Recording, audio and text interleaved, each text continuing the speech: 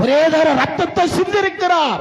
அந்த ரத்தத்தை இந்த சத்தியத்தை கேட்ட நீங்க கிருபை இருக்கிறது, நான் இனிமே நான் பாவம் செய்ய மாட்டேன், இன்னைக்கு என் ஆண்டவராகிய கிருபை என்கிற வசனத்தை நான் கேட்டிருக்கிற அந்த கிருபை ஆகிய இயேசு கிறிஸ்துவை நான் என் காலால என்ன பண்ண மாட்டேன். எதை செய்து? பாவத்தை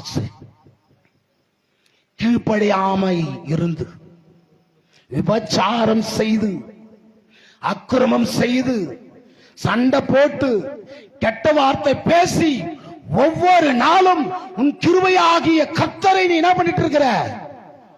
உன் காலின் கீழே மிதித்துக் கொண்டிருக்கிற. பாத்தீங்களா, தேவனே மிதிக்கிறீங்க. அவ்வளவு பெரிய ஆள் ஆயிட்டோம் நம்மெல்லாம் எது மாதிரி ஆயிட்டோம்?